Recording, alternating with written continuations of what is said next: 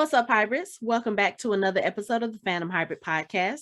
This is Hanako, and I am here with Anthony, Lori, and Mike, and we are discussing a new show. We are discussing the Amazon Prime series Wheel of Time, which is based on the best-selling novels by Robert Jordan. And I am going to admit, I don't know much about this series. I have been someone has been trying to push me to read them, my old mentor, for years, and I just never got around to it. And when I heard that the show was coming out, I literally stayed away from like interviews, everything talking about it, because I kind of wanted to experience it as a fresh, fan, learning about it for the first time. But this is, as Lori likes to say, this is Anthony's ish. So we're going to let Anthony tell us a little bit about Wheel of Time and what we can expect from this series, or what we might can expect from this series. So Anthony, tell us about the Wheel of Time. Okay, this is my ear. So let me tell you everything you need to know. No, I'm not going to do that. Okay, Lori, point two. Come on. 2.0. Oh, he's pulling a Lori. No. We mean that as a compliment, Lori. We really do. Oh, I know. I will say that I don't know as much about this series as Lori knows about Dune. So we'll just start there. But who really does though? That's a tall order. I started. I'm 50 and I have no children. That's my excuse. I read these books years ago. I kind of stumbled across Eye of the World just looking for something to read, and I started as an audiobook. So I listened to it first before I actually read the series. And it's brilliant. I think it's one of the finest series works you'd ever read. Robert Jordan didn't actually finish it. I think it was intended to be 12 books or 13 books. Brandon Sanderson came in and used his notes to write the last book, which he turned into 3 books. Oh, okay. So the ending took 3 books where Robert Jordan only planned to do it in 1, which I'm not a big Brandon Sanderson fan, but he did a pretty good job. So the Wheel of Time, we'll talk about it, but basically the wheel turns and people die, their souls go back into the wheel and they get spun back out. And that's why when you read the first paragraph in chapter 1, the wheel of time turns and ages come and pass, leaving memories that become legend.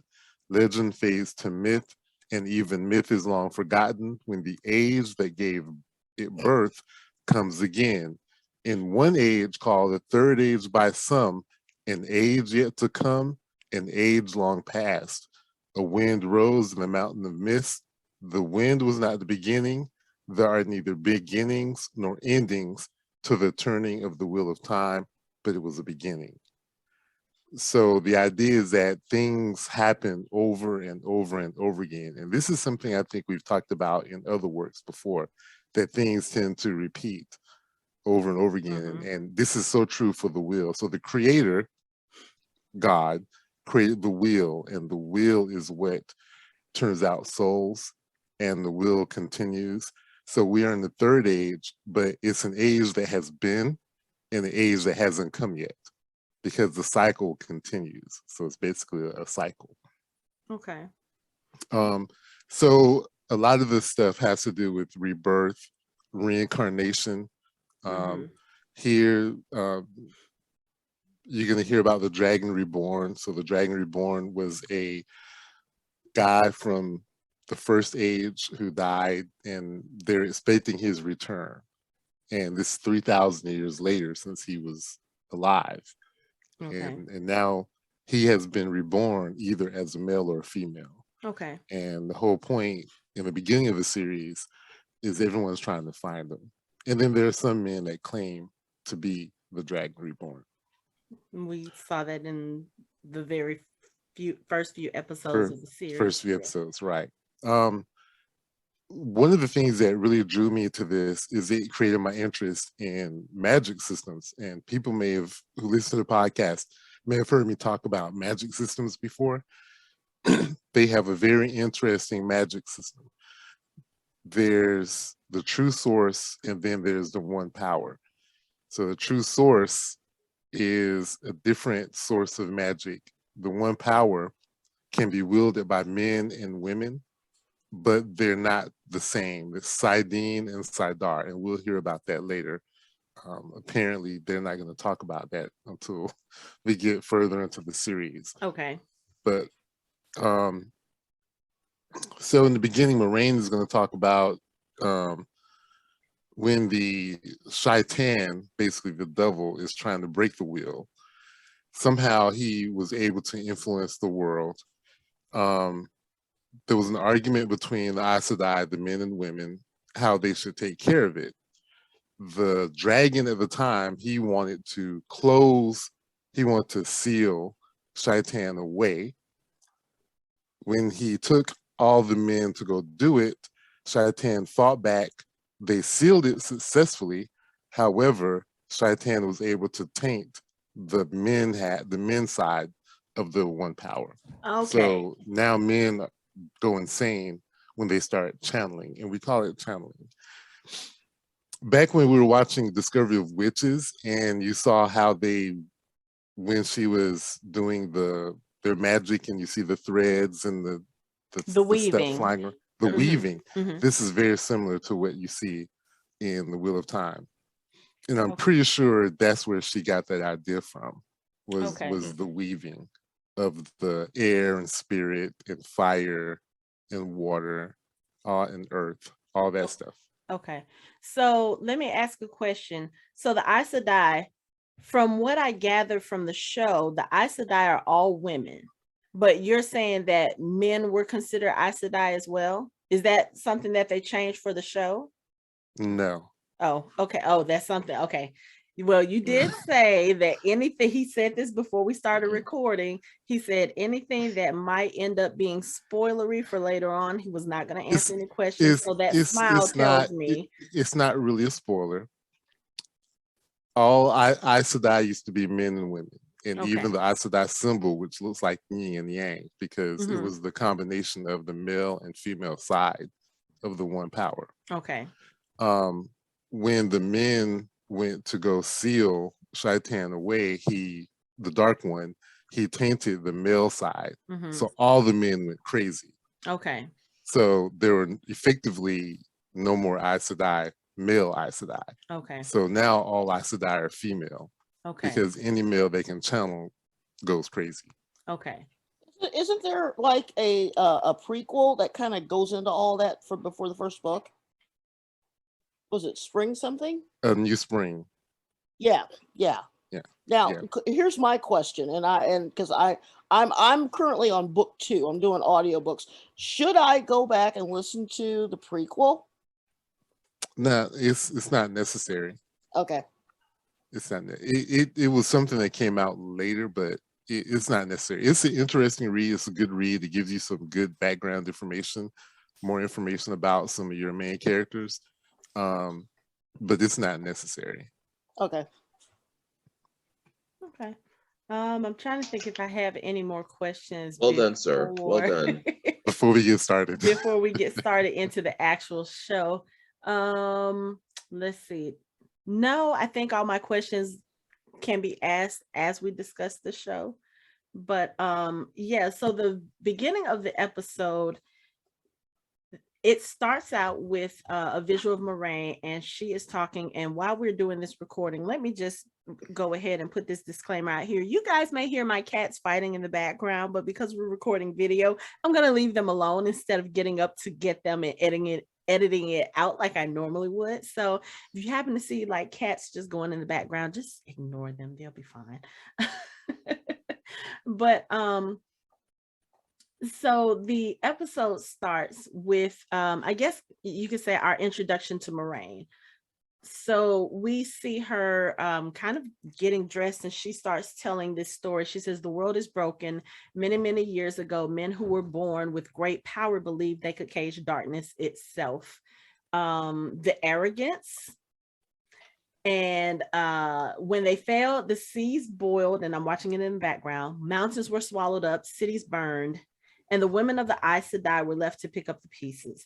And this is why I asked the question about women and the men, because from the get-go of the show, they make it seem like the women are the only Aes Sedai, and they make it seem like when men try to touch the one power, or when they try to use the one power, like you said, they go mad. But they make it seem like the men are not supposed to have the one power at all. And in a way, it reminded me of Dune, which we just recently reviewed, because in Dune, you have the Bene Gesserit, who are these women witches, and they're very powerful.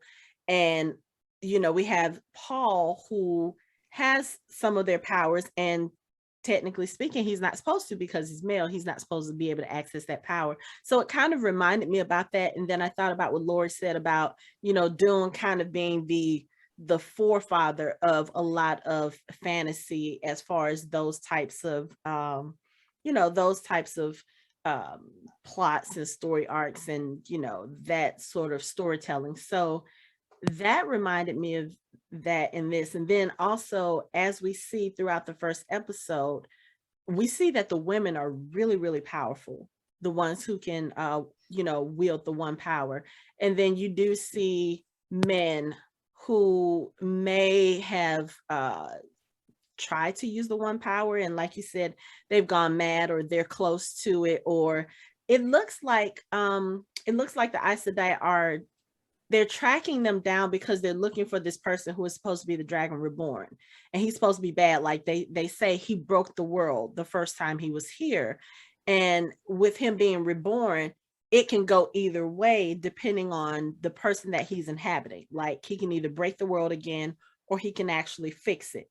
Okay, again. Well, the dragon lived 3,000 years ago. Mm-hmm. So at present, there haven't been any male Aes Sedai for 3,000 years. Okay. So all the Aes Sedai, as the world knows it, all Aes Sedai are women, and it's always been like that. Mm-hmm. Even though that's not the truth. That's not the case. Okay. When the breaking happened, a lot of things kind of went wrong. Mm-hmm. And when they realized that the men were channeling, like Moraine said, the women had to pick up the pieces. Mm-hmm. They started hunting down all the male Aes Sedai they could find, and all the male channelers, and try to take care of them. Okay. And it's not something you can just make go away. So people are going to be born who can channel. Mm-hmm. So for the last 3,000 years, any male who could channel has been dealt with by the Aes Sedai. And they call that gentling, right?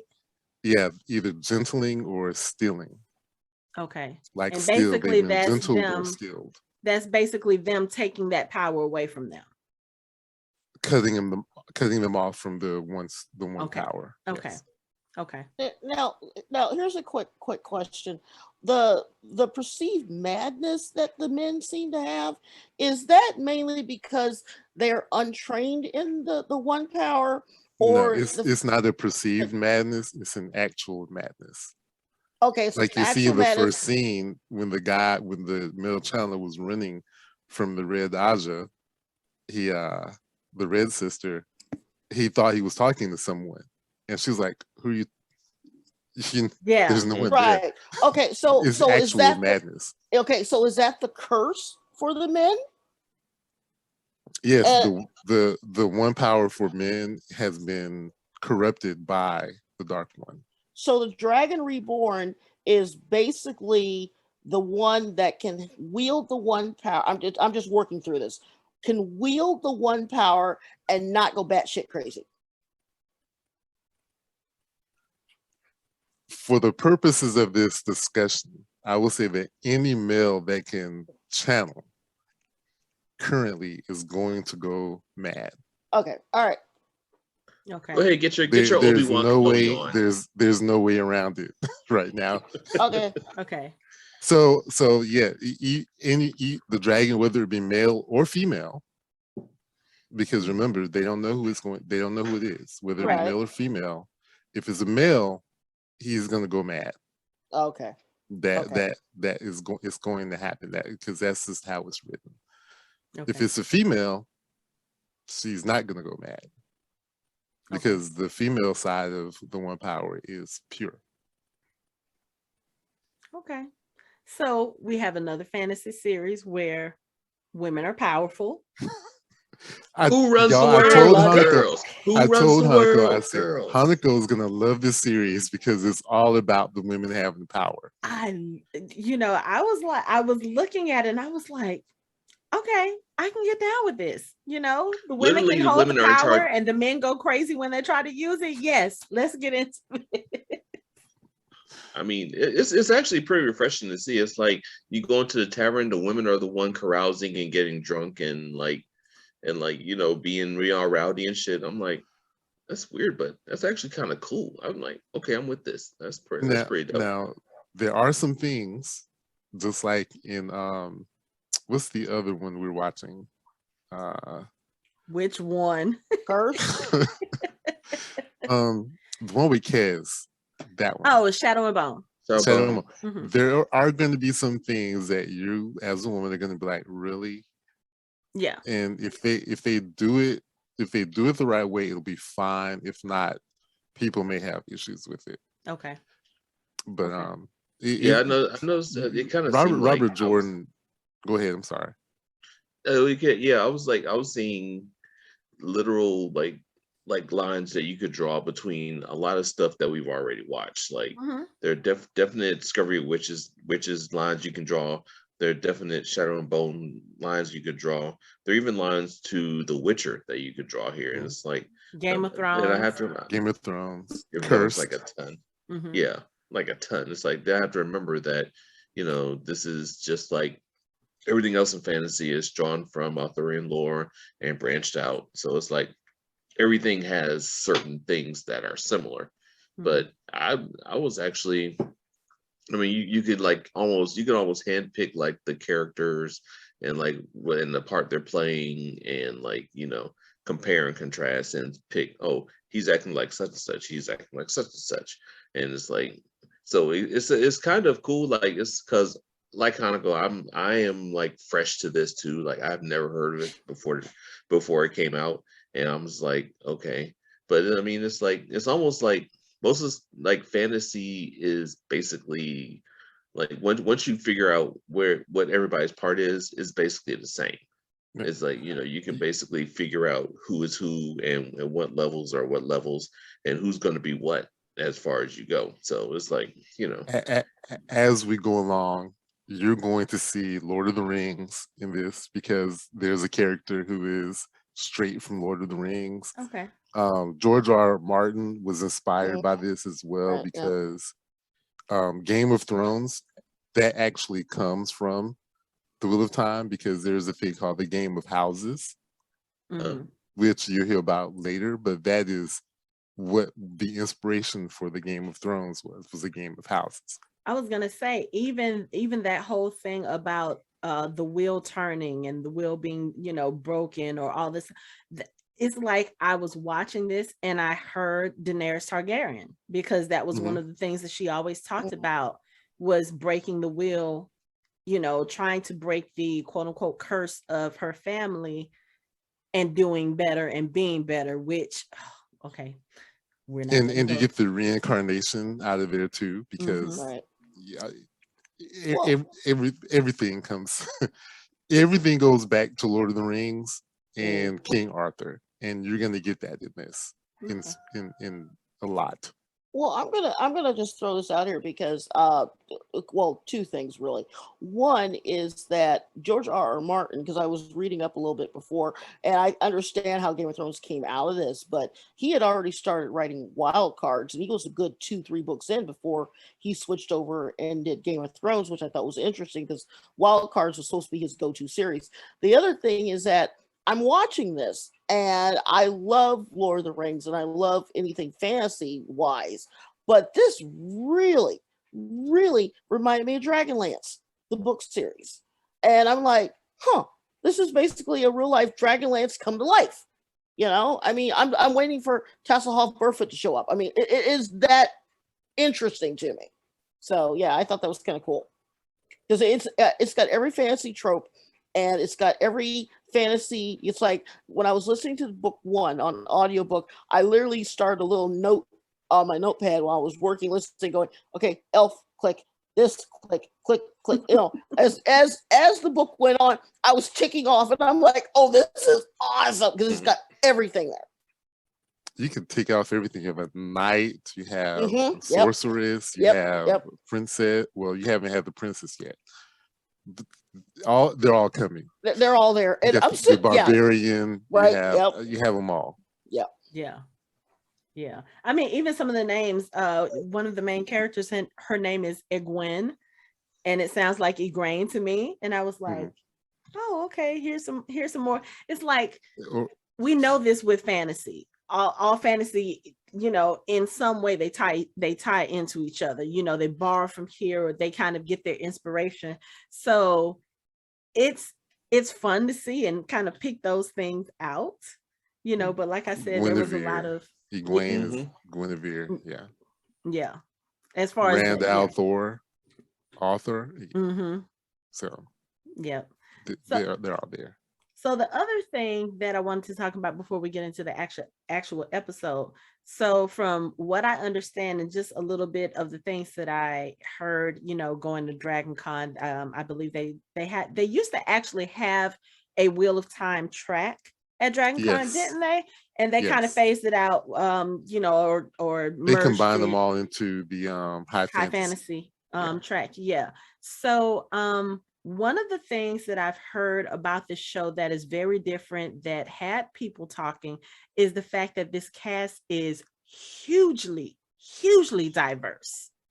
And of course, not having read the books, I wouldn't know that, but just watching the show and seeing like it's a literal rainbow on my screen, and I love it because you've got people of all types there. And I really feel like this is one of those shows that really truly reflects the world as it is. And I mean, I'm not talking about you have your token Black here and your token Black there. Like, it really is a mixed, racially diverse cast. You've got Asians in here, you've got people of color in here. It's really diverse. And I think the actress that plays Egwene, I think she's Aborigine. If I'm not mistaken. Okay. I could be wrong on that, but you're right. I think it's fantastic because when you read the book, race doesn't have anything to do with it, but it's clear that all the characters are white. Even when you get to characters that could be argued later that are characters of color, they still come off as being white.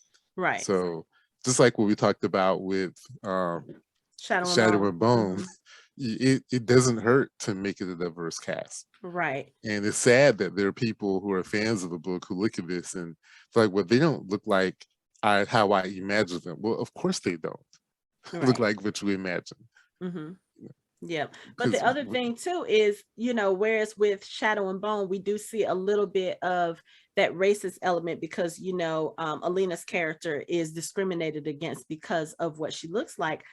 You don't really see that in the show. At least I think right now we're 5 episodes in and I've watched all 5 episodes. You don't see any hint of any kind of racial anything in this show. Nothing. Not even just the racial. There's also, you have LGBT representation in this show as well. And it's so refreshing to watch these people exist in a world where none of those things mattered. Like, there's nothing really pointing out or making a big deal of it. Like, they talk about the fact that these 2 guys, we'll talk about it later, but the warders are bonded to their Aes Sedai. And from what I gather with the show, that means bonded in any way, in every way, if possible. So that means that they may have a familial bond, or they could have a sexual bond, and it's not anything that's necessarily frowned upon right. or looked at weirdly. It's just Right. accepted. It just kind of exists. And even with the two warders, they both serve the same Aes Sedai, but it's clear that those two guys are together, that they are lovers, or I don't know if they do like marriage in the traditional sense in this show. I don't think we've really seen that much here, except for maybe Perrin. But with the Aes Sedai, they have their warders, and the bond with the Aes Sedai and the warders is so close that they can feel what the other person is going through, which I think is really, really interesting. But again, you have these two men who are clearly together. They I don't know if it's in this episode. I think it's in a couple of episodes later, but you kind of see them bonding over fire, and they're clearly together. One sitting, the other one sitting on the ground in between his legs, and somebody's playing with somebody's hair, and they're just having a conversation. It's very natural. It's not like anything that's hyper focused on. It's not something that's mentioned. There's no mention of, yeah, well, we're different, and it's nothing. It's just like so natural. And then when their Aes Sedai is like, hey guys, they get up and they're like, okay, we got to go to work. And Nynaeve asked the question. She was like, do all three of them? And the other people, they just looking like, maybe. But it was just, and like I said, I know we're getting ahead with that one. I just wanted to to kind of make that, to kind of bring that up, because it's so refreshing to see the diversity and the inclusion, and it not be made a big deal of. It's like a natural part of this story, and I really love it, because I feel like that's the way it should be. Like, of course, we're talking about it because in our world, equality is something we are still fighting for. And even the fact that this show went with a diverse cast and people are complaining about it because that's not how they imagine them, it is a little bit, a part of the reason why I'm pointing this out in the first place. It's just like, in the show, it's just whatever. And I love it. But see, what happens though when you take race out of the equation, all the other things become the discrimination. Like being from the two rivers, you're treated differently because you're from the two rivers. That's true. Aes Sedai are persecuted against because they're Aes Sedai. When we meet the Tinkers, they're also being persecuted against because they're Tinkers. So you basically understand that a lot of the discrimination doesn't necessarily have to be about race within the show itself. Yes. But you're right though, it's refreshing to be able to watch this and race not be the factor. Like, right. Except Because maybe the if you think Trollocs, about it, their race is we can kill them all day long.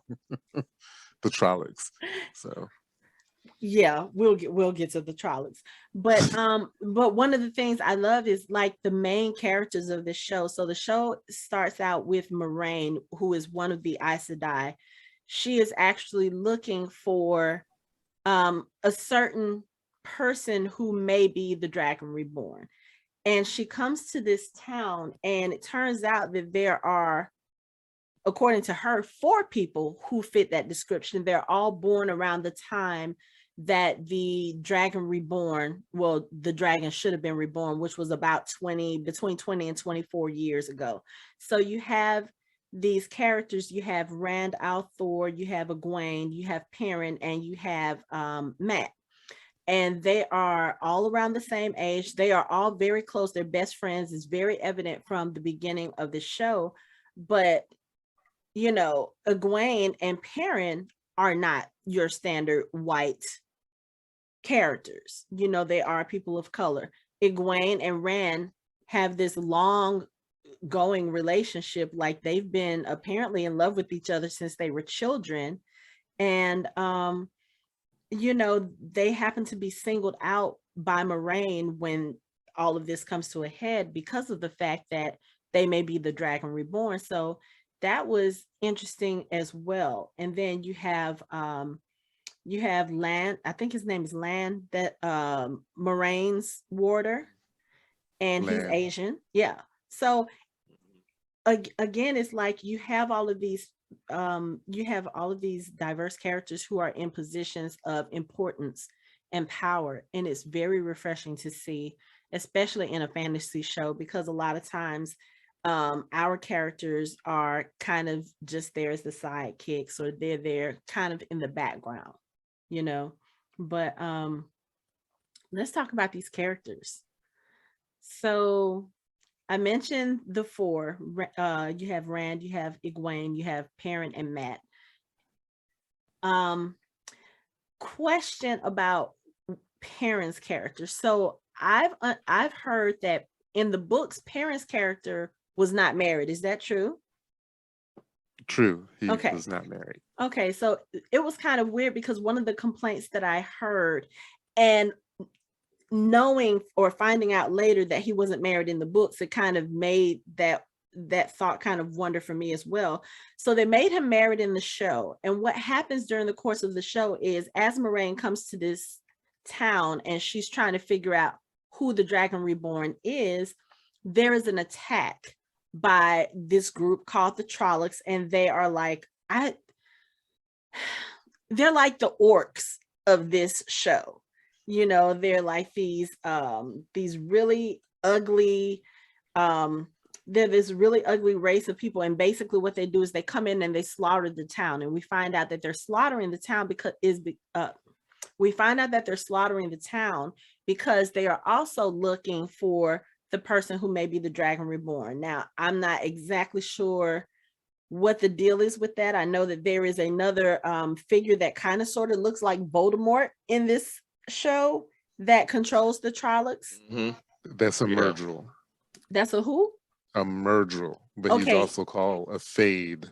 Okay. Oh, okay. So he's a Fae. Okay. He's a Fade. yes. Okay. So So he basically, can be named. He's not someone who should not be named. Okay, Right. got it. You can actually name him. yeah. So again, with the comparisons, this person, he looks like Voldemort, and the Fades, from what I saw in episode 4, I believe it was, they kind of look like Dementors to me. Mhm. So Yeah. okay, there you go. Yeah, Cross they're the field generals. They control the Trollocs. Okay. So basically what happens is the Trollocs come to the town, and they just start slaughtering everybody. And during this fight, Perrin and his wife, who Perrin is young, he has this young wife. They look very much in love. They are blacksmiths in the town. So they create the weapons. So when they're attacked by the Trollocs, they run to their shop, they pick up weapons, and they start fighting the Trollocs. And I mean, they are holding their own against these Trollocs, which is impressive because these Trollocs are very strong. They're very powerful. And like I said, they start cutting people down in the town, like with the quickness. So what happens is they're both fighting these Trollocs. Perrin is on one side, and I think his wife's name was Layla, Mhm. was on another side, and they're both fighting these Trollocs with like spears and axes. Perrin actually has this really huge axe that he's using. So he cuts into one Trolloc, and he hears something behind him, and he swings, thinking he's about to take out another Trolloc. And instead, he plants the axe into the side of his wife. And so he kills her by accident. And one of the things I heard, people complaining about online, they were like, what was the whole purpose in even giving him a wife if they were just going to kill her off in the first episode?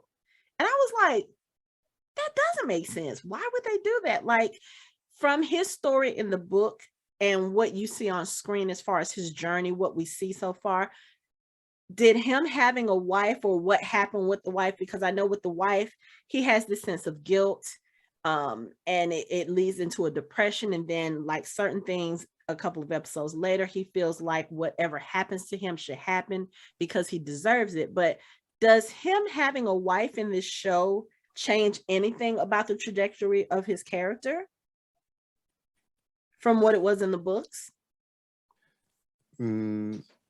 Okay, I can't really answer that question, Okay. but I will say he has I'm going to be doing some mental gymnastics. There So you go. Like, in how the can I book, answer this Perrin, and not yeah, answer it? Perrin has a lot of internal dialogue Okay. with his character. He's not a communicator Okay. with other people. This actor does a really good job of that. He doesn't speak a lot. A lot of Perrin's motivations and how he feels is all internal. Okay. So they can't. It would be very hard to try to explain why he's such a brooding, depressed, dark, introspective character Okay. if he's not talking to nobody. So Yeah. to set him up that way, they give him a pregnant wife. Oh, Kills she was. her. Oh, that's right. She was. Right. And Oh, that just made me plunges sad all him over again. right into the deep depression, the dark, brooding parent that we all know and love.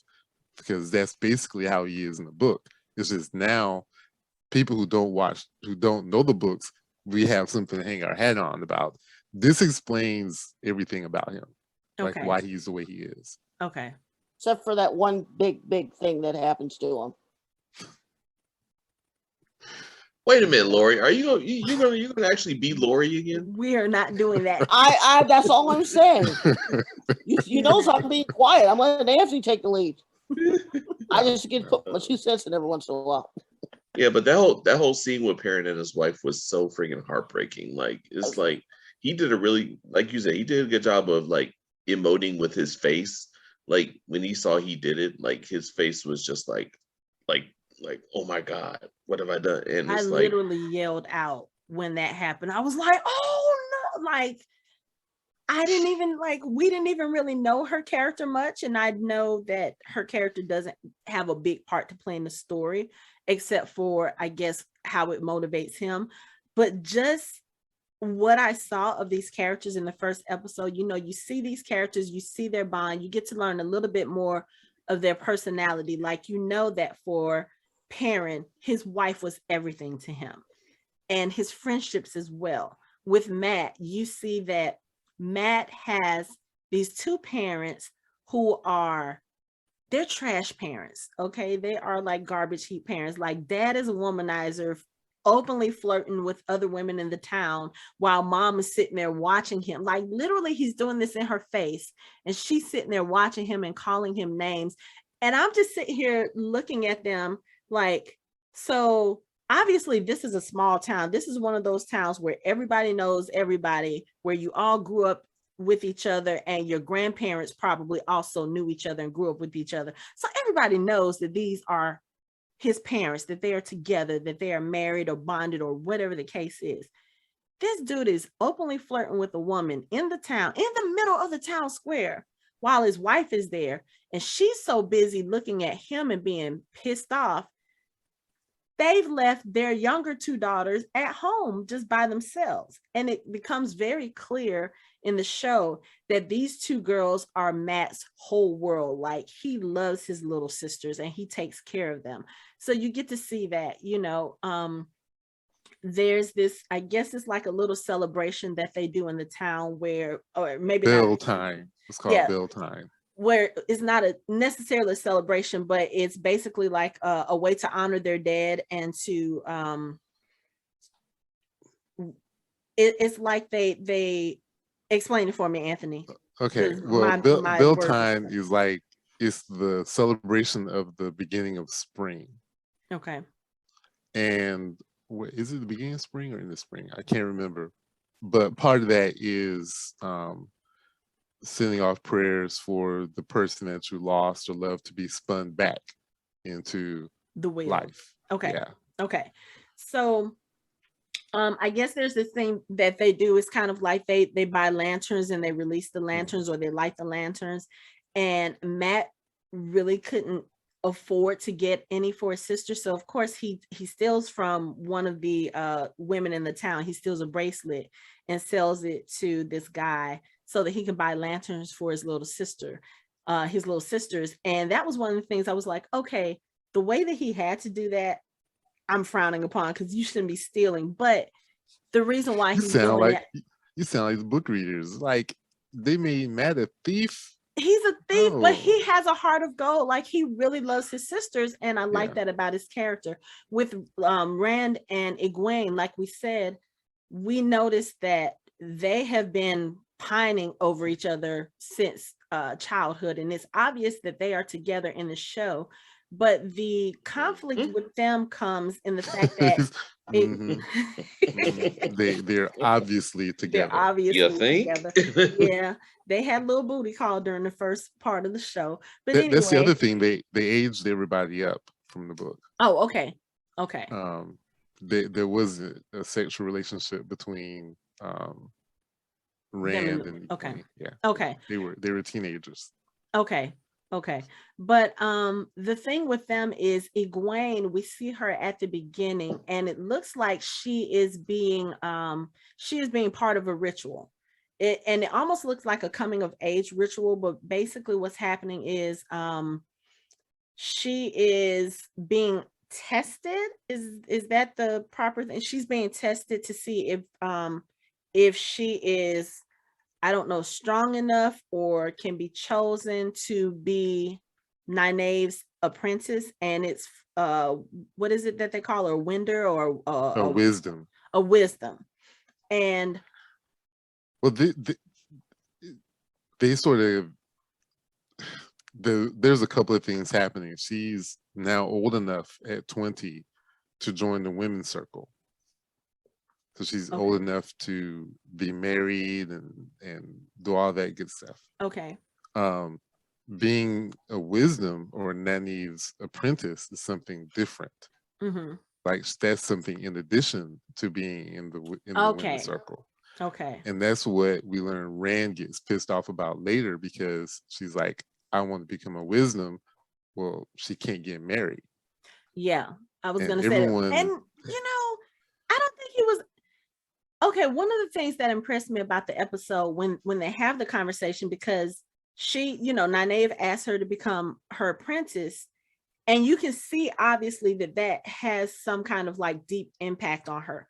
We don't know what it is immediately until she gets back to the town after her initiation or the ceremony. This is the ceremony. Okay, after her ceremony, and she comes back to the tavern and she starts working, and she avoids Rand. And it's very obvious that something is not right, because at first when I looked at it, I was like, oh, is this one of those, oh, he's pining for her and she's not paying attention? Then you realize they actually are in a relationship, and she was avoiding him because I guess of what she felt like she needed to tell him. So they have a conversation about her being asked to be Nynaeve's apprentice. And after this is, of course, after they've slept together, and he kind of storms off. And in the morning, he's out on this mountainside and she goes to him, and they actually sit and have like a mature conversation, which I was impressed with, because these are young people. And yes, when she first told him, he was upset and kind of stormed off, but it was never it wasn't in the way that you see in a lot of young adult relationships on TV nowadays, especially like regular non-magical relationships or whatever. Like those relationships are always very codependent, very toxic, very it's in that way where people think that somebody owes them something, and when that person doesn't do what they feel like, there's like always this drama. And it's like you got to see them to sit down, have a conversation. They talked about the things that they wanted as kids, and then when she says, I'm going to go ahead and be a wisdom, he says, I know. And he puts his arm around her and she cries, and he's just there holding her like, okay, I know this is your decision. And even though this decision means that we can't be together, that we won't have children together, we won't be married, it was just a very different way for them to handle that conversation. And I was really kind of impressed, because I really thought that it was one of those things where he was like, well, we've talked about this all these years, and how could you do this to me? There was none of that. And I was so impressed. I was like, What? Also, there are reasons they need to put that relationship behind them. I'm just gonna leave Okay. Look, okay, Lori. But I mean, I kind of figured that might be the case too. But still, when you think about the fact that they have been pretty much, all over each other since children, like Yeah, there's a because in the conversation. two rivers, from a very young age, they pretty much start pairing the kids up. Like they kind of know who's gonna marry who, Right. and they've always known pretty much that they were going to be together. And it And didn't. that's why Rand got upset initially, Yeah. because she was going to be his wife. Yeah. And You it know. seems like you know how we see it with certain shows, characters, storylines, or whatever. It always seems like those kinds of marriages are arranged, but it didn't seem like that in this instance, because when Rand is walking with his father, who, again, one of those mental things we talked about this talking with Hawkeye, like I had to take myself out of a moment from another show, because this dude was Roose Bolton in the Game of Thrones, and he is the whole reason why House Stark started falling, because he was the one that kind of helped orchestrate the Red Wedding. So I had to sit here like, why is he in this show? I was fully, and why is he being so nice, and why is he so right. respectful? And I like, oh was my God, fully no, expecting not him to be a Roose. bad guy. And then he's having this conversation with these young men, and it's a real nice conversation. Just his whole appearance in this first episode, I was like, I like him as a father figure. This is weird, but nice. But, they're having the conversation as they're approaching the town.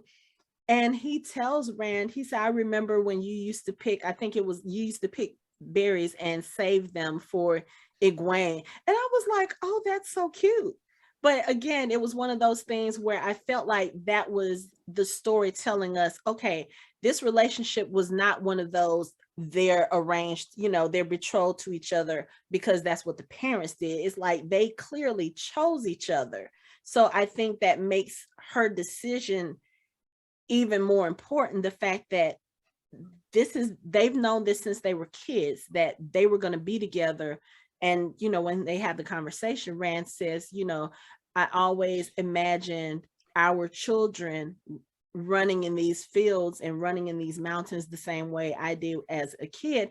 And you can see her breaking down like, this is what I wanted too, but now, now that she's grown, or now that she's older, her needs or her wants have changed. That doesn't mean she doesn't still want him and want that life, but it's kind of one of those things where she realizes that there's something more important than that little that little story, that little fantasy, or that little thing that she had as a kid. And I thought that was really important, because a lot of times you don't see female characters being able to make those decisions. It's like whenever you see them in shows like this, it's always one of those, they're supposed to be the wife, they're supposed to be the mother. I mean, it's basically a societal norm. Like, women are supposed to be the wives, we're supposed to be the caretakers, we're supposed to be the homemakers, we're supposed to be the ones who take care of the children. And here you see a young girl who is clearly making the choice for herself that, okay, this is not all I'm supposed to be. Let me go do something else. And even though she has to sacrifice the person that she loves to do this, she stands firm in that decision. And even though it hurts him, he supports her in that decision. And I thought that was so important to see in the show, even in later episodes when they have a conversation. Yes, he is upset about it. He feels hurt about it, and he lets her know that he feels hurt about it. But, she gets to the point where she was like, I know that you hate me, but if you could just at least look at me, it'll be okay. This is something that we would expect to hear from like broken relationships now. And he just says, he looks at her and he was like, I could never hate you. And then they kind of go back to fixing what they can of the friendship that's still there.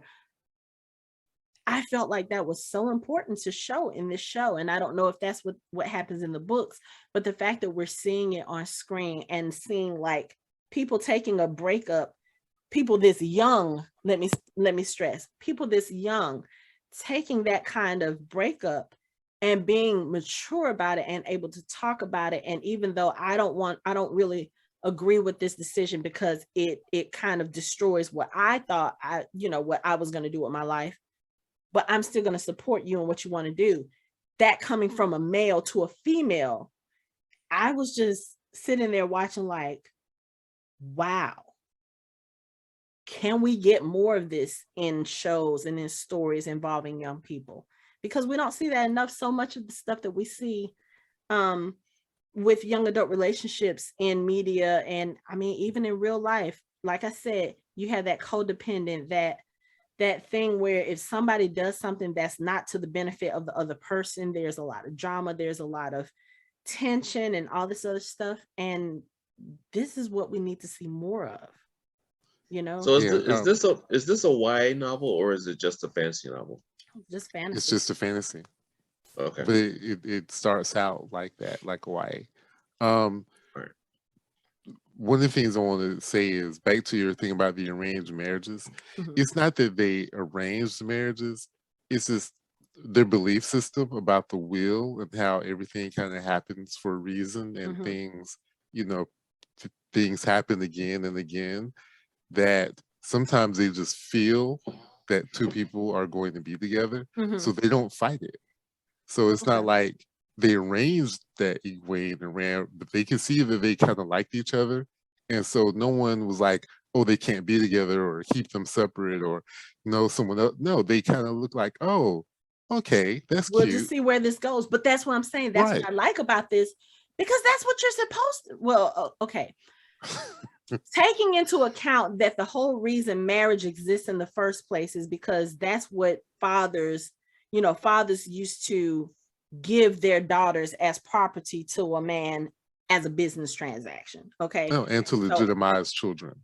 yes, that. Yes. So thinking about it in that sense, okay, the arranged marriage thing, that's how marriages started. But if you are thinking about it in 2021 or whenever this story takes place, or the way that I think it should be, people should be able to choose who they marry and not have it assigned to them. And if these kids knew, or even if the parents could see, okay, there's something going on there, like you said, they just let it happen naturally. Like, okay, if they're going to be together, they're going to be together. If not, then oh well. But it doesn't seem like it was one of those things where the parents were forcing them to be together. Like, you can see it in the show, these two characters clearly love each other, and as a result of that, especially them being from a small town, like the parents got along together, even with Matt and parents, them speaking about them. It's like they look out for each other. It's the way neighborhoods used to be, the whole, it takes a village to raise a child. Like, everybody knew what the other families were doing, or, if your mom wasn't home, we're going to watch you and we're going to take care of you just as if you are our own child. You kind of see a little bit of that in these stories, even later on when they're on the road after they've had to leave the town. Matt is worried about his sisters because he's had to leave his sisters with these two dipstick of parents that that he has. And parents says to him, he was like, the girls will be all right, my parents will check in on them, Egwene's parents will check in on them, they'll be fine. And again, that's another thing, you don't see that a lot nowadays, and it's just refreshing to see it. And you have the scene where Nynaeve goes to Perrin and says, Layla is probably by herself. You should go check on her, and he leaves. Who can do that now? Like, can someone walk up to you and tell you can go home to your get wife? out my business and right. So yeah, I like that. And it's just, there were a lot of things about this first episode, watching it, that made me say, okay, you know what, I will continue to watch this show, because we watch a lot of TV on the show, and we have, even though we love the shows and we love the characters, you can clearly see issues with things, how they're being portrayed. Shadow and Bone is one of them. We've had the whole Darkling and Alina, or Mal and Alina debate as far as what's healthy, what's not, and how they portray those relationships. So again, it's really nice to see something different. Like you see these two people, like obviously, again, these are young people. They're like 20 or in their early 20s. Perrin was already married and getting ready to have a child. And he looked very happy about it. Like, you see all these little memes, or you see things about when people are getting married. They're like, oh, you know what? Just put the shackle on me now. It's like people look at marriage in such a negative light nowadays. And just to see something a little bit different, that's refreshing. Not saying that, the whole institution of marriage, I'm divorced. So having gone through that experience of what I went through for 16 years and coming out of it and what I had to deal with coming out of it, I've changed my perspective on marriage a lot, especially seeing some relationships that are not great relationships, toxic relationships, but the people continue to stay together. And then I see relationships like yours and like Mike's and like Lori's, where you guys are clearly happy with your spouses, you have fun together, and it's a healthy relationship. I don't think we see enough of that nowadays, the healthy side of the relationships. And so I like the fact that we get to see this in this show, not just with the kids, or I'm calling them kids, they're 20 somethings, but not just with Brandon and Egwene, but you see parents, Egwene's parents, together. You see that Rand's father, apparently his mother has passed, but his father still has a lot of love for his mother. When he talks about her with a lot of love and respect, and they light the lantern for her, so that her soul will find its way back to the will. It's just a lot of that I'm liking about this series. Now I know that's probably going to change as conflict starts to get introduced, but just for that first episode, it was just refreshing. It was a very feel good episode for me, even with all the stuff that happened at the end with the Trollocs and everything. It was still just building the relationships with the characters and seeing that it was very refreshing for me. If the show tracks like the books do, a lot of it is about relationships between men and women. Okay. It's a lot about familiar relationships. It's a lot about platonic relationships, romantic relationships. The foundation of the series is about reconciling the conflict between men and women. Mm-hmm. It goes all the way back to the male and the female Aes Sedai and their conflict, and that's what the whole series is almost like he built it on that foundation of this is what you can do when you have positive relationships between the sexes. So that may sound kind of sexist, and I do like how in the beginning they seem to be trying to write it a little bit differently by showing you the same sex relationships and implying others. But it a lot of it, the core of the book series has a lot to do with that relationship between Saidin and Saidar, the male and the female side of the one power. Okay. Now the other relationship I want to talk about is Moraine and Lance, because that is Aes Sedai and her warder. And it's very clear in this first episode, like she is the one in charge. She's the Aes Sedai. She's the one that's powerful. But he is also powerful in his own way, even if he doesn't wield the magic. You know what I'm saying? When they get ready to fight the Trollocs, because they're in the town, the Trollocs have, come, they're attacking, they're killing people. She starts fighting them with her magic, with the one power. And as the Trollocs are trying to take her down, here comes Lan with his sword, and his fighting is amazing, but it's almost like every time they tried to go to her, I don't know if it was just that he was feeling whatever she was feeling, like, okay, they're coming at me, and he could kind of sense it, but that dude was slicing them down left and right. Like, I was very impressed by his fighting, and also just the way that they interact with each other, because even though it's clear that she is clearly the dominant personality in this, in this partnership, in this relationship, in this bond that they have. Like, clearly the way that they establish it, looks like the Aes Sedai are the superiors, and the warders are kind of like they're submissives. It's kind of like a role reversal, but it's not in that way. Shut up, Anthony. I wasn't meaning it in that Anthony, way. come on, But man. Even though I was thinking the same thing, you can't be. I was trying to think of different words so that our minds wouldn't go there. But I mean, thinking about it, like in all stories, without without giving too much away. Mhm. I don't know if you want to know more about the Aes Sedai and the bond they have with the warders. Yes, I do. You do. Yes. Okay, so before we get into that, can we talk about, Mike, can we talk about Rosamund Pike? How she just walks into that room and she owns everybody. Owns it. Like literally, she owns any room she walks in is her room.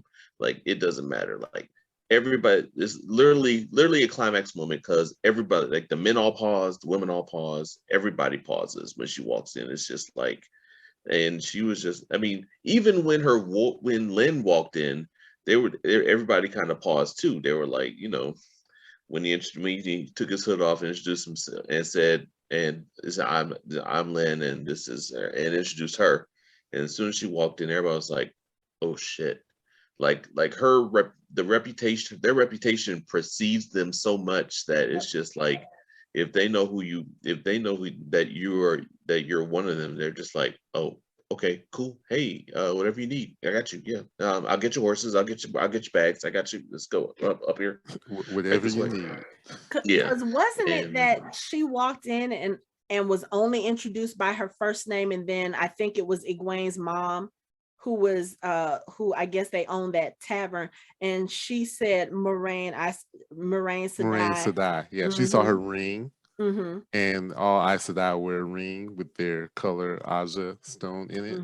She saw it and she immediately knew who she was. Yeah. And you give so them the respect they deserve. But yeah, she walked in and everybody was like, shh. Right. Yeah. Okay, I have a question about the ring. Now, do they need the rings to focus their powers, or can they do it without the ring? In the books, they don't need the ring. Okay.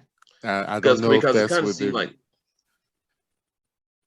Well, I'm saying, it kind of seemed like even in the beginning with the one with the the fire type, or whatever, the one in the red coat, like when she killed the guy, like right there in it looked like she was like falling, like clenching her fists with the ring on it, like she was like she was deriving power from it. So I was just wondering if there was like, if that was absolutely necessary for them to. I'm like you. I was thinking that because later there's a scene between Moraine and Egwene where she is trying to get her to focus. And I'm thinking, because this is not I'm thinking it's going to be a part of what they want to do in the show to help viewers understand how they're focusing their powers. Okay. But you'll see later that you don't need a ring to do it. But yeah, to answer your question, I'm going to say no, they don't need the ring. Okay. All right. Cool. It may be part of the training. It may be part of how they're going to do it in the show, learning how to focus your powers, and then you just keep it. But it's not. They don't need it to do it. Okay. So the Aes Sedai, and you'll hear this later when people talk to Aes Sedai, they will say their first name as Sedai. That's just the way they're addressed. So the bond between the warder and the Aes Sedai. So the bond started right after the breaking, when they needed to be protected, because the regular common folk didn't know who was breaking the world. They just knew people who could channel were ripping shit up. And so a lot of Aes Sedai realized we need guys, warriors who could protect us. Okay. So they started bonding the strong warriors to protect them. Okay. Now, a lot of times it was against their will. Okay. And once you're bonded, you must do everything the Aes Sedai ask you to do. Okay. They have no choice. Okay. So if Moraine tells Lan to do something, whether or not he wants to do it is irrelevant. Okay. Now, she's not the type of person that would do that. I was going to say, it doesn't appear that they have that type of Right. relationship. Like, they seem very well in tune with each other, and they seem very protective and very respectful of each other. You can, Right. I So mean, even though Lan is one of those people, he doesn't say a lot. You know, he's one of those quiet types, but it kind of like Rosamund Pike, he makes his presence known. Right. Like, and them together, like, it's almost like when they converse with each other, they really don't have to say a lot. Like, I feel like because of whatever that bond is, that they can feel what the other person is feeling. It's almost like you're watching a silent conversation with them. It's like they're speaking one thing, like the part where she was looking and he said, "Do you know who it is?" And she was like, "No." And then he just kind of looked at her. It's almost like he felt what she was thinking. Like, she said, "No, I don't think it's one person." I think at that point she realized it might be more than one person that could channel, you know, and I don't know if she can feel the one power or their potential in that person, but the way that they spoke to each other is kind of like, okay, they're having one conversation with their lips, and then it's almost like with their eyes and their minds, they're having a whole different conversation, but they are always in sync. At least, you know, in this first episode, they seem to move as one. Like, she's doing something over here and he's doing something over here, but they're protecting each other at the same time, and their movements are very complementary to each other. yeah, It a was lot just of that really they come interesting to from see. experience, because he's an experienced warrior. Mhm. Benefits of the bond: they feel each other's emotions. They feel each other's pain. Mhm. With the They wash each warder, other's backs in the hot tubs. I mean, yeah, Well, that's true. that too, yes.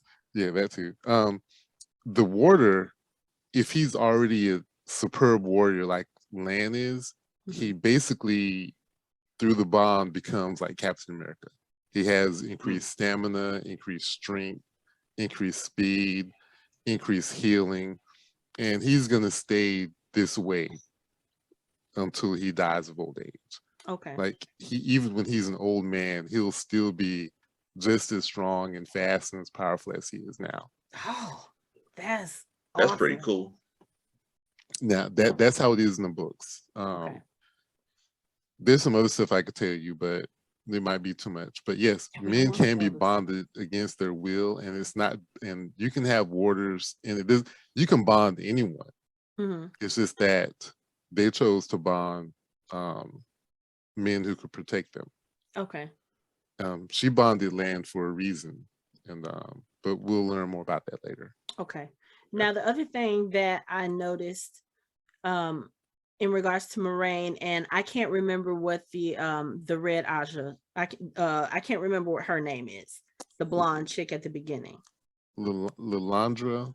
I think. Yes, yes. Now, I noticed and let me ask this question also about the other episodes that we've seen. The Reds don't have warders, correct? No, they do Like, not. they are their own. It's kind of like they're their own warrior group, and I get the feeling that they um are not particularly appreciative of men. Like, they're the No, they're ones that not. hate men or No, something she had close all to it. kinds of she had all kinds of I disdain for wouldn't. what's I the wouldn't dude she necessarily. killed. Yeah, it's more disdain for men as opposed to hate. If you Okay. can see the difference, Hmm. Yeah. they understand the necessity of men, but men who can channel are a problem, Okay. and Reds want to take care of that problem. Right. So Yeah, because yeah, it's like because she was talking about him like almost like since he like when he has the magic flowing through him, she's acting like he was getting the magic dirty, like you're getting it filthy. You like yeah, like he it's was a gift tainting and you're it. getting it filthy. I'm Right, like, it was damn. already tainted. Well, And the yeah. Reds don't believe that men should channel. They believe that the one power is only from women. Okay, that's where my confusion was coming in, because that's why I thought that's what the actual thing was with them, because I remember her saying that. So I was like, oh, so the women are the only ones that's supposed to have it. So when you said something about male Aes Sedai, that's why I was like, huh? So 3,000 years, a lot of things can change. that's true. That is true, but And a lot of things stay the same too, unfortunately. right. So Unfortunately. But yeah, so yeah, the Reds, if you're a common man and you're a dude and you're not channeling, you don't channel, you can't channel, they don't have a problem with you. okay. But if you're a man and you can channel, you're a problem and you need to be taken care of. So let me ask you this question, if you can answer it. What are, for each Aja with the color associated, what is their designation? Like Red's military. Red is not military. Oh, well, they look warrior-like. They really do look militant though. They do.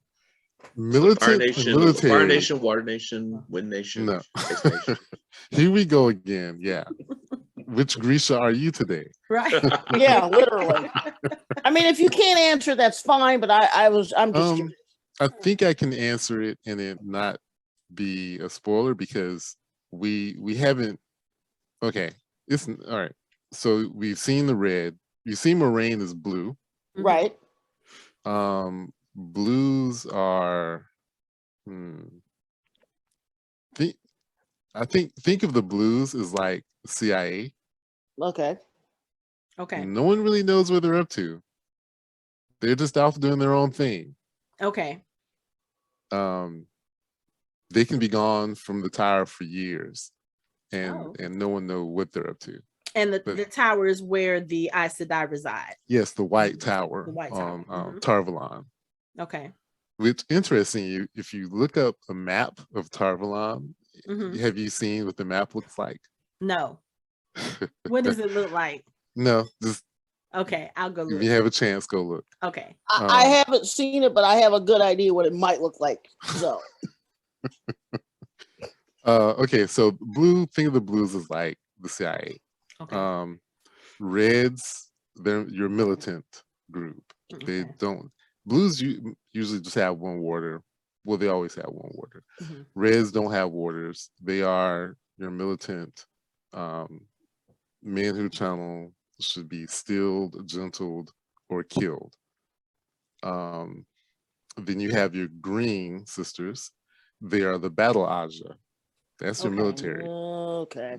They're the ones that will have 3, 4, 5, 6 warders Damn. for various purposes.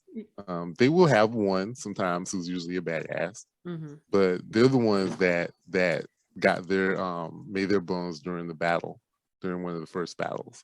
Okay. Green. Then there's the brown. We haven't made any brown yet. I think we've seen a yellow. I think that's in one of the later episodes. One of the so later far, yeah. episodes. Mhm. The brown, they're into knowledge. I always think of the browns as like monks Okay. because all they're really concerned about is knowledge. Then you have the green, yellow. Yellow are the healers. Okay. Green, yellow, white. They are into philosophy. Okay. And then the gray Aja are pretty much trying to make sure everyone is okay. Mhm. They look for consensus. They try to balance everything out. They're the okay. Okay. I was gonna say, are they the people pleasers? But no. Yes. Okay. Okay. Yeah. Okay. Now, here's another question that I have. Because again, we talked about this Trolloc attack on all the villages and everything. And Rand and his father, they live up the mountain. So I don't think they're part of the village, but also not a part of the village. Am I correct in that? No, they're It's part kinda- of they're part of the village, but he's like a shepherd. Okay. So they live in the mountains. So one of the Trollocs comes to their cabin and attacks them. Is there any significance? So when they start fighting, his father pulls out weapons from like up under the bed from hiding, like almost like they were never meant to see the light of day again, but he pulls these out. He knew what the Trollocs were, and he's fighting these Trollocs like he's fought them before. And one of the things that happens is he pulls out a sword, and when he pulls the sword out, the camera very specifically focuses on, I think it looks like a heron on the hilt of the sword. Is that something that's going to be important later on? Because they don't really reference it again in the first, like I said, 4 or 5 episodes that are already out. But is that going to be something important later on? Okay, that's what I need to know. Okay. The other thing is, while the Trollocs are attacking the village and everything, Nynaeve is carried off by one. Nynaeve. She is carried off by one. And Egwene witnesses this, and she's trying to help everyone else. Like I said, they are cutting down people in the village. Luckily, her parents both seem to survive. Matt and his folks survive, and the sisters, like we said, Perrin, unfortunately, he survives, but he accidentally kills his wife in the process. And then while Rand's father is fighting the Trolloc, he basically tells Rand to leave. He's like, go, go, go. You have to leave. And I felt like, okay, so whatever happens towards the end when Moraine says, one of you 4 might be able to channel and this, that, and the other, I felt like his dad already knew that, because he was so intent on, you go, save yourself, get out of here. And I mean, they were able to kill the Trolloc, and he got his father to the village for assistance, to help heal him, because he did get injured during this fight. But when Moraine tells them, okay, you guys have to come with me, the Trollocs were here for you, it could be one of you 4, one of the 4 of you can channel magic or channel the one power, we have to leave immediately, because if not, the Trollocs are going to follow us. And then literally you can see in the distance all of these little fire lights coming down from the mountain, and it's supposedly hundreds and hundreds of Trollocs coming to the village again after these kids. I keep saying kids, but so at the end of the episode, they get on horses and they have to leave the village, and they go with Moraine and Lan. And it's just one of those things where it's like, I felt like his dad knew that was going to happen, or was anticipating that something like that can happen. And then again, like I said, he got into the fight. They showcased the little symbol on the sword. And I was like, okay, there's more to his story, which I hope we'll find out. But of course, 5 episodes in, we don't go back to the 2 rivers. So I don't know what's going on with Dad, or if we'll see Dad again to find out more about that story. But I just thought that was really interesting. Like, why are they focusing on this little bird on the hill? Okay. No comment. Huh? No comment. Yeah, he's a part of the House of Heron. I mean, Anthony did say something about houses in this, so Anthony. No. I'm not saying it, but what I'm thinking about a certain person's father, may I be correct in thinking that may be something that we might have guessed? Is that vague enough? Wait. That was really vague. That was very vague. Sure. Okay. Like, okay. There's let's just say that maybe someone who has a sword from their father, the father may have had another life before the village. That's what I'm thinking. Kind of obvious from the way that they kind of shot that whole scene with him fighting. That's almost obvious. Right. Not knowing. If I'm looking at it and pretending that I don't know, I would be like, wait a second, he's supposed to be just a ship herder. He's sitting there. Right. He's if he was younger, he would have cut that trolley down easily. Right. Well, Almost the same way that Land was doing it, right? That's what I was trying not to ask. Oh, well, I mean, I think that's one of those things where you see it on screen. and they Right. kinda Okay, make it okay, obvious. I'll just say it. Was Tam a warder? Answering that question with Spoil. okay, you know what? No, he wasn't a warder. Okay. That's All not right, a so spoiler. He so he's wasn't the a warder. other. He's the other. But I got my answer. I'm done. Oh, that would know- make that would without, make and you without, know without, when I with- you know without when I go spoiling. to when I go to edit this for the actual podcast, you know I'm cutting all of that. Well, like I said, I now my thing is this. I've read the first book, and first of all, them getting from the cottage to the village took 3.5 hours in the audiobook. Seriously, it literally took 3 hours to go from the cabin to the village to deliver the brandy. I'm sitting there Yeah, going, half my day is gone. There's like several pages Oh of my him God. talking about shooting an arrow Oh God. and It's- focusing on the flame. Yes. So yes, that's and going to then- be pages that I can skip through when I start reading the book. Oh, and the brandy and the cottage and him and Tam and they're walking and they're walking. walking. And I think I fell asleep. Oh, so it's definitely Hallows part one. Yes. Oh yeah. Okay. Oh yeah. Yes. But what was I guess what I'm saying is that like we said earlier, you could just tick off a list of things because I'm not going to say it. There's another part that I'll ask later. Well, But well, he also isn't the only one because remember, Nynaeve is not from the Two Rivers. right. Okay. Now her, I kind of got it. Yeah, because she's from Essence Field. Is that it? And they are in Edmondsfield, but Yes. she's not from the Two Rivers. Yes, I got that part, which again, but there's something going on with that too, which I haven't got to yet, but I have an idea. So my thing is that all right, we get that Tam is probably not originally a sheep herder, not the most exciting career, but hey, someone's got to do it. So That's not necessarily true because he could have grown up wanting to be a sheep herder, went and had But an it's alternate yeah, I was going to say another it's life, obvious because he knows how to be a looking. sheep herder, so he came back to be a yeah, sheep herder. it's obvious that he knows how to do it. I'm just saying.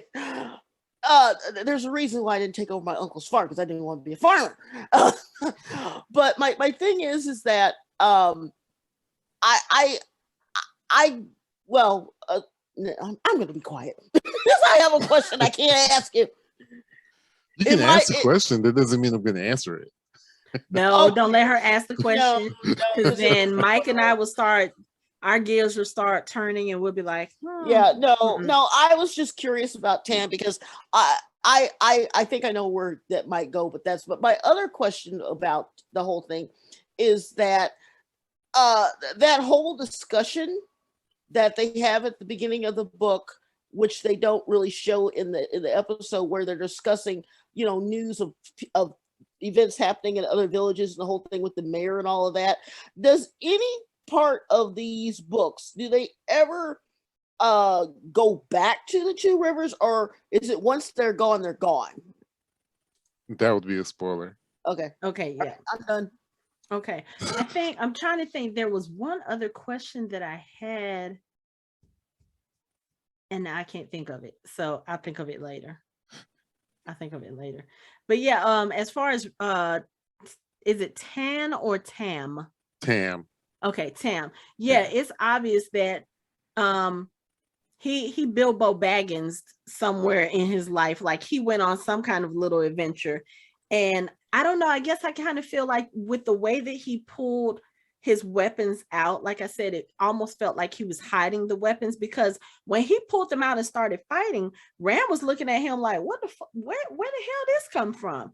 So I feel like whatever he was doing in his life where he needed those weapons, like he probably came back to his village because he was hiding from something, or he was running away from something, or he was putting some part of his life in the rearview mirror, so to speak, saying, okay, you know what, that part of my life is gone. I'm I'm not going to touch that again. But of course, when you have those types of people or those types of stories where they may have been some kind of warrior or whatever, even though they come back and they put that part of themselves away, it's always there just in case, because like I said, when the Trollocs showed up in his house, I'm not going to say that he was surprised, but I'm not going to say he wasn't surprised either. It's kind of like, oh, the Trolloc is here. Oh, okay, let me get this. Let me start fighting, because it's like he fell into that real quick. He didn't have time to blink. He didn't have time to think about it. It's like he automatically went into battle mode. Like this is something he's used to, because most people. We've seen this in another character and something else we watched, but and it wasn't that he was thinking something was going to happen or expecting it was eventually. It's just he's been trained in such a way that he can turn it on in an instant. And it's not necessarily he was expecting Trollocs to come.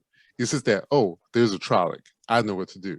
Right. You know what I mean? It's more that muscle memory, that sort of thing, where he just Yeah. goes into calm mode, and he turns it on. Yeah, it's kind of like, again, if he is used to fighting, or if he has been used to fighting, once that danger comes in, or once that, whatever that conflict is, it's almost like he was able to spring into action without thinking about it. Whereas somebody else like a Perrin or a Rand or a Matt or someone like that, when they first started getting attacked, like Egwene was dancing with someone, and what happened was, while they were dancing, he just all of a sudden, because he had a spear that was thrown into his chest from behind, and she's sitting there looking at this spear, and it's almost like it wasn't she wasn't comprehending that the person in front of her had literally just been killed by this spear that's poking out of his chest. And it took a minute for her mind to catch up with what was going on, because by this point, Trollocs are coming from everywhere. People are screaming before she realized, oh shit, we're being attacked. And Tam didn't have any of that kind of reaction, any of that kind of shock. It's like, Trolloc, oh, okay, let me start whooping some ass. And that's what he starts doing.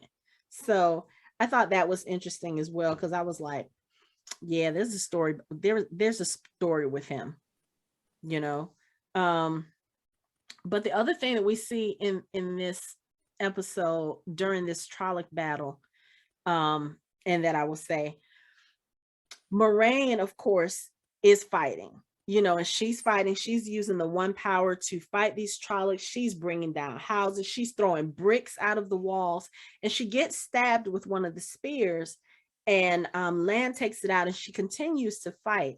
But what happens is, when Rand brings his father to the village to be healed, she's able to heal the father, but she's still hurt. And this is something we learn later on, I think a couple of episodes from now.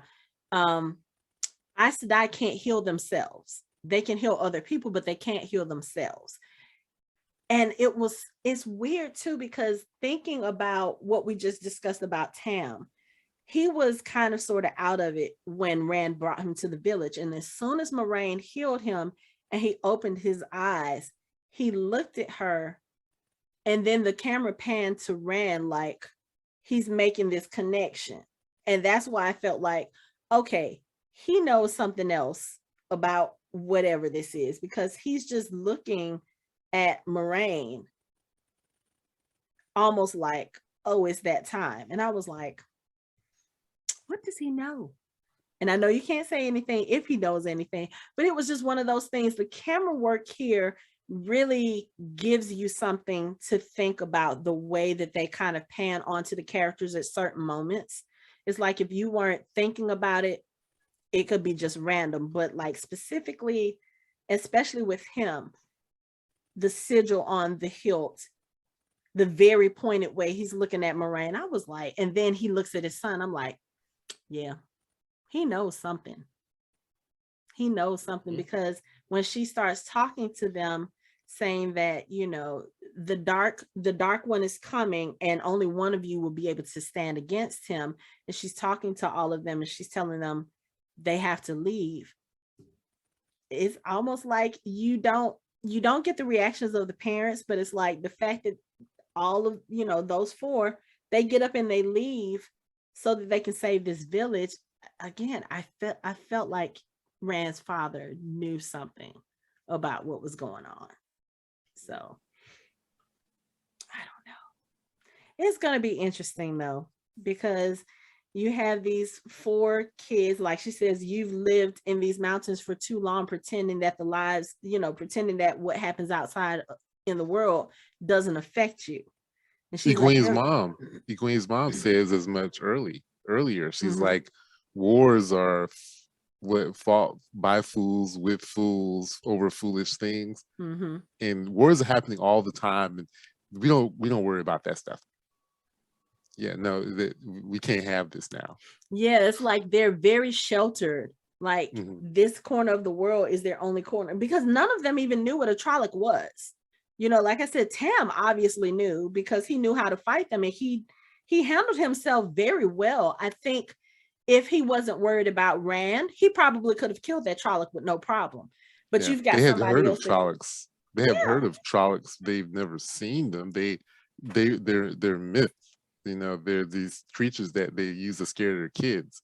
it They would never kind of actually be like if a appreciate them. dragon showed up all of a sudden for us, and Right. we'd be like, wait, those really exist? Yeah. So, but yeah, I really enjoyed this first episode. Like, really enjoyed it. I wasn't too sure about it because, again, I didn't know much about it. I just knew the book series was popular. I knew a lot of people read them. Like I said, one of my old mentors has been trying to get me to read it for years, and again, just there's so much out there. Like, it's on my to be read file. It's in that stack of books that us book hoarders always have. You know, and I just hadn't gotten around to it. So then when I heard that they were doing the show, I was like, okay, well, I probably watched the show first, because as book readers, we know whenever they adapt something from a book series, is never the way we read it. And I felt like I didn't want to go into the show and be one of those people, oh, that's not how it happened in the book, and that's not how it was like in the book. So I was like, okay, I'm just gonna leave the books alone for now. Let me see how this first season is and how they do it, and then I may go in and read the books. But my question for you, Anthony, so far, how does it rate as an adaptation? Like, are they sticking close to the books with what you know so far? Like, how far have you watched all 5 episodes so far? Yes. Okay, so how does it rank to you without spoiling anything? How does it rank as an adaptation for you? I think as a person who really, really likes the books Mhm. and knows a great deal about it, I will say there were some things that I kind of questioned, like the decisions. Mhm. But if I'm being perfectly honest, if you're watching it and not having ever read the books, I can see how people should actually enjoy it. I Okay. mean, I don't really find anything wrong with it as an adaptation. The thing is, what happens in the books is very hard to adapt. Mhm. And they've tried before and it just has never worked out Okay. because it's really difficult to do. Perrin is the most difficult thing you have to deal with because he is such a major character, Mhm. but you really can't adapt his storyline to a TV show. It would basically have to be a TV show just about him in order for you to understand Wow. what happens Okay. with him. Okay. Um, it, I think it's a really good adaptation. Okay. I know why the book readers have issues with it, and I think a lot of it is veiled racism, Okay. to be honest with you, Mhm. because all I hear most of the time is, oh, they don't look like how I thought they would look, or I think this person could have played them, and then they do these lists of this is how I would have cast it, and it's a bunch of white people, Okay. and Fancy that. yeah, imagine that. So Yeah. as far as I understand why they made some of the decisions they made, Perrin having a wife and killing her, that helps explain his character down the line. Okay. That's going to be very important for him. Okay. Aging them up and having a sexual relationship between Rand and Egwene is going to be important down the line. Okay. Because there's some things that have to happen for the two of them to get where they need to be. Okay. And it will make it so much easier to understand their relationship. Okay. And how other people are not going to understand their relationship, but we will understand their relationship. Okay. Okay. Okay. The other thing that I want to talk about, and this doesn't have to do with the actual show per se, is that intro. The intro with the weaving of the threads and the drawing of the Aes Sedai, the what do you call them? The Ajas? The Ajas. Oh my God, that is it. It's very captivating. It's kind of like, I think I felt watching this intro the same way I did watching the Westworld intro for the first time. It was just so beautiful. And I just sat there like, it took me a minute to realize that they were actually weaving. It was just the way, the colors and the way that they drew the women and how the tapestry, it was just really beautiful. And I was just like sitting there watching this, like mouth open, like, oh my God, this is one of the prettiest things I've ever seen in the intro. It was gorgeous. But yeah, that's all I want to say about it.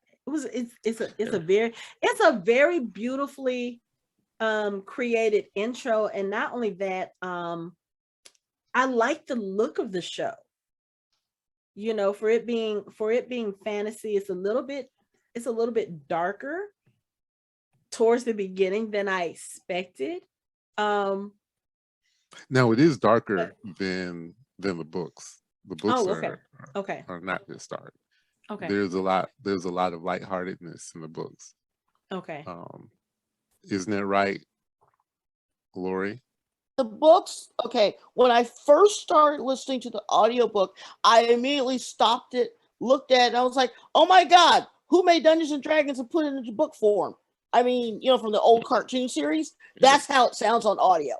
It's like, hello, villager, how are you today? Oh, well, we must not upset farmer so-and-so because we're going to the festival today. I mean, that's literally kind of how it sounds. Yeah, it's very lighthearted.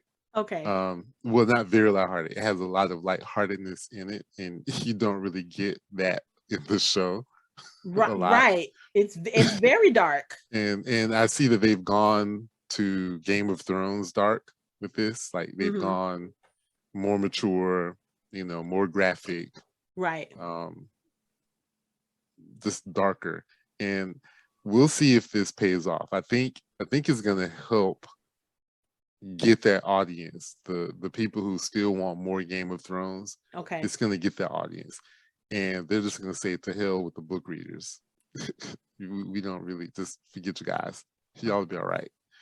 I mean, the showrunner claims to be a big fan of the books, and a lot of this he's trying to do some justice to it and to try to keep the spirit of the novels and try to help explain a lot of things. We'll talk later about this last episode because there's a scene at the end where people like, that character would never do that. Well, I can make an argument that he would. Okay. Knowing what I know about him in the books. Yeah, we got to talk about, we're going to have to hurry up and catch up because okay, we won't. Yeah, let's not go there. We have any final thoughts on this first episode? No, Mike hasn't had. I want to hear what Mike has to say. He hasn't said a whole lot. Look, this is basically how I was in Discovery of Witches. It's like I'm basically listening to you guys and catching up on my own. So this is like, I really like this. Shout out to Egwene's mom, like roughly shoving her off the cliff instead of like, Egwene. you know, just like Egwene's mom just going like yeet and like yeeting her off the cliff. I was like, yo, damn, like it was really abrupt. I was like, well, there's really no other way she could do it. Like she kind of has to get in the water. So it's like, But I mean, she literally yeeted life and limb out of her. Also, shout out to all the insurance adjusters who are gonna be like, what the hell happened to this building after what's her name threw every brick at all those Trollocs. I was like, if I was what's her name's if I was her mom, I would have been like, that's my pub. Like, just throw something from the blacksmith shop. Like, throw something from there. Like, I was mean, just damn. wondering, I was like, is everyone out of there while she's throwing bricks Right. from the buildings? Like, is everyone out? Because some people ran into some of the buildings for shelter from the Trollocs. So I was like, okay, I hope she's not accidentally killing people while she's trying to save people. Right. It's just which shows that she's a typical superhero because she saves the day but she creates all kinds of damage around her. So she's just like Superman. So good job. Except they don't have a slush fund to cover all of that. Right. There's no Bruce Wayne to help cover all that. Nope. Maybe I really like this. I'm into it. I'm waiting. I can't wait to see what comes up next. Because I'm a little behind you guys, but I'm really anxious to kind of get caught up and see what's going on with it. Get caught up, because I'm gonna tell you, episodes 4 and 5. Whoa. Okay. Yeah. Haven't seen 5 yet. I've seen 4, but I'm excited to see it. It's good. And how many episodes is this show? Is this a 10-episode arc? That's a good question. I think it's 8. Okay. I think it's gonna be 8. Okay, because this is an Amazon series. It's either 8 or 10. Okay. I'm not sure. Okay. The only thing I will say, I'm gonna be fair because I did this with Shadow and Bone. Sometimes vocabulary, languages, words can be a little off-putting, and I know what the words mean and I know what their significance is. For example, Taviran. She says, oh, we're going to go to the 2 rivers because there are 4 Taviran there. And one of them might be the dragon reborn. So we never hear about Taviran again. We never hear that term again. So, but there are 5, right? Because Nynaeve would be one, but she's not Taviran. But then she goes. But they don't reveal that. We can't talk about that yet because they don't talk. We don't find that out until. That was in this episode when Moraine went and talked to her when she was washing the stones. Nynaeve was washing the thing and she was trying to figure out how old she was. Because right now the Matt, Perrin, Rand, and Egwene are all 20. Nynaeve is 25. She's too old. Just like the guy in the beginning that the Red Sisters caught. He was too old. So they know it's not her. That's why she was focusing on the 4 Taviran. But they don't explain what Taviran are. And 5 episodes in, they still haven't. So why even use the term in the beginning anyway? To appease y'all book fans. And I know the whole purpose of the Nynaeve scene is because Moraine didn't have any information on her. So when she got there and she saw, oh, this young lady is a wisdom, I wonder how old she is. So that's why she was poking her. That's what Blue Sisters do. She started poking her for information. So you got your braid. She's like, I got my braid 5 years. Oh, so you're 25. So yeah, so I know she knew how old she was. Okay. Now, I'm looking online in the background. So apparently they have already been renewed for season 2. Yes. There are 9 episodes in this run. So. Okay. 9. Okay. My thing is, as far as reading the book series as compared to the book, the TV series, I actually went to buy the first book a few weeks ago, and I found out that through my Audible and my obsessive book buying that I actually had the first 4 books of the series. I don't remember buying them, but I got them. My thing is, that's how I am. I'll find a whole series going, oh, I didn't know I had that. But the thing is that in my defense, in the early 90s, I was one of those rabid feminist science fiction fantasy writers where I refused to read anything written by men. It was all Mercedes Lackley, Andre Norton, all of that, right? So I wouldn't read any male writers for a good 15 years. So I didn't not read it on purpose. I just didn't read it because it wasn't what I was wanting to read at the time. But I am kicking myself because just like Game of Thrones, I wish I would have read these when they came out, because I think I would have been a little bit more obsessive than I am now. I mean, I'm getting into it, and everyone knows we're not kidding ourselves. You guys both know that by the end of, say, January, I will have read all the books. Right. So, you know, but my thing is that I did myself a disservice, but I really like the series. It's just my only nitpick is that, like most great series, you gotta, like Mazatlan and all that, Mistborn, you gotta really go through the really slow bits to get to the good parts. So that's what I'm hating right now. Okay. I do want to make this note before we close out. So I'm looking at some of the cast that they have added for season 2. You know exactly what I'm about to say, don't you, Anthony?